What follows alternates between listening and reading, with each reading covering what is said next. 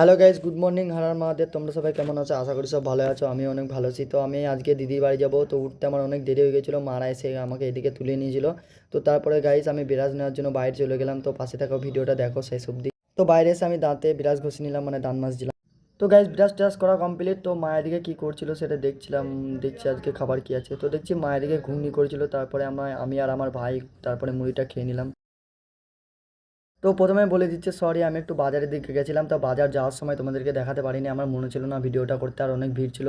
তো গাইজ তারপরে আমি বাজার থেকে বাড়ি চলে আসছিলাম, আর বাজার গেছিলাম কারণটা হচ্ছে আমার একটা বুট ছিঁড়ে গেছিলো, সেটা সেলাই করতে গেছি। তো গাইজ বাজার থেকে আসার পর অনেকক্ষণ শুয়ে থাকার পর বোরিং লাগছিলো আর ভালো লাগছিলো না। তো ভাবলাম তাড়াতাড়ি স্নানটা করে নিয়ে একটু তাড়াতাড়ি বেরোবো। তো দেখো স্নান করতে যাই, তো বাইরে গেলাম। তো দেখছি এদিকে অনেক রোদ উঠেছে, আজকে অনেকটা রোদ হয়েছিল। তো গাইজ তারপরে স্নান টান করা কমপ্লিট। তো তারপরে আমি ভাবছিলাম যে এই জামা প্যান্টগুলো ভরে নিতে হবে। মা অনেক জামা প্যান্ট বের করেছিল, আর আমার 2-3 দিন থাকার প্ল্যান ছিল ওখানে। ওখানে বন্ধুরা আছে। তো তো তারপরে আমি ব্যাগে জামা প্যান্টগুলো গোছাতে শুরু করে দিলাম। তো তারপরে অলরেডি ব্যাগে জামা প্যান্ট গোছানো কমপ্লিট হয়ে গেছে। তো গাইজ দেখো অলরেডি নাইট টাইপ হওয়া কমপ্লিট হয়ে গেছে। তো এদেরকে দেখে মনে করছো যে এরা কী করছে এখানে। তো গাইজ এরাও আমার সাথে যাবে, সেই জন্য রেডি হয়ে নিচ্ছিলো, আর আমি বললাম আমাকে একটু দেখা কেমন লাগছে। তো তারপরে গাইজ বেরিয়ে পড়েছিলাম। পিছনে ঠাকুমা আছে, 2 ভাই আছে, আর একটা বোন আছে আমার, মানে নিজের বোন। তো গাইস এরা ক্যামেরা ট্যামেরা হাইট ফাইট দেখাচ্ছিল। তারপরে এদিকে ঠাকুমা আসছিল। তো তারপরে যেটি বলছে কী করছে, আমি বললাম ব্লগ করছি। তো তারপরে রাস্তায় দিকে আমরা চলে যাচ্ছিলাম। তো অনেকক্ষণ ওয়েট পর একটা টোটো এলো। তো সবাই উঠে পড়লো, আর এরা বসার জন্য ঝামেলা করছিল। আমি ভাইকে বললাম যে এদিকে আমার সরে যা, আমি ওদিকে বসবো, তো তুই ওদিকে যা।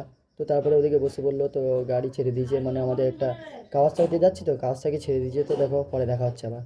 তো গাইজ দেখতেই পাচ্ছ আমি অলরেডি বাস স্ট্যান্ড চলে এসেছি। তো বাস স্ট্যান্ডে বা টোটো থেকে নামার পর আমাকে একটু ভাগ্নের জন্য ওষুধ নিতে নামতে হবে। তো গাইজ তারপরে টোটো থেকে নামার পর আমি ভাগ্নের জন্য ওষুধ নেওয়ার জন্য চলে গেলাম। তারপরে এখানে আমার একটা বন্ধুর সঙ্গে দেখা, বন্ধুকে নিয়ে চলে গেলাম ওষুধ আনতে।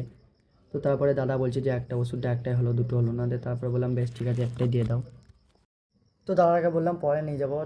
তো ঠাকুমা দেখছি গাড়ি থেকে নেমে আবার এদিকে চলে এসেছে। তো আমি ঠাকুমাকে জিজ্ঞেস করলাম যে এদিকে কেন লেও, বলছে যে আমাকে ফল নিতে হবে আর তোকে ওষুধটা আবার নিতে হবে, একটা নিলে হবে না।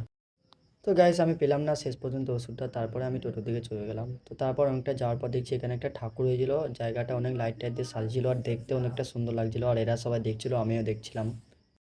তো গাইস দেখো দিদির বাড়ি যেখানে, সেখানে অলরেডি আমরা নেমে পড়ছি, আর এরা টাকা ফাঁকা নিয়ে লটাপটি করছিল। তো গাইস আমি ওদের কাছে টাকাটা কেড়ে নেওয়ার পর ড্রাইভারকে টাকাটা দিয়ে দিলাম। তো গাইস তারপরে এদেরকে বললাম যে তাড়াতাড়ি চল, আমার আর ভালো লাগছে না, তাড়াতাড়ি চল। দেখতে গাইস তারপরে আমরা হাঁটতে হাঁটতে চলে যাচ্ছিলাম। এদিকে লাইট টাইট দিয়ে অনেকটা সাজিয়েছিল, দেখতেও বেশ ভালো লাগছিলো, চারিদিকে অন্ধকার আর ওই লাইটগুলো ফোকাস করছিল।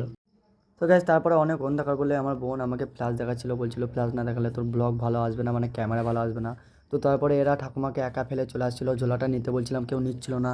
তো আমিও নিতে পারলাম না, আমারও খুব খারাপ লাগছিলো, কারণ আমার এক হাতে ফোন আর এক হাতে একটা ব্যাগ ছিল। তারপরে গাছ দিদির বাড়ির কাছে চলে এসে আর ভালো লাগছিল না, তাড়াতাড়ি যেতে মনে হচ্ছিলো, আর এরা আস্তে আস্তে গুটি গুটি পায়ে হাঁটছিল, আর আমি একটু জোরে জোরে হাঁটছিলাম।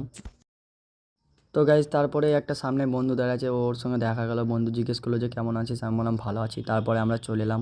তো গাইজ দেখো এখানে লাইট ফাইট দিয়ে প্যান্ডেল ফ্যান্ডেল করেছে, বেশ ভালোই লাগছিলো জায়গাটা একবারে। তারপরে আমরা দিদি বাড়ি চলে এলাম। তারপরে আমার ভাগ্নির সঙ্গে ছোটো ভাগ্নির সঙ্গে দেখা গেলো। দেখো হেভি কিউট দেখতে না। তো তারপরে বড় ভাগ্নে বলছিল আমার মুখটা দেখো, তারপরে ওকেও দেখালাম একটু।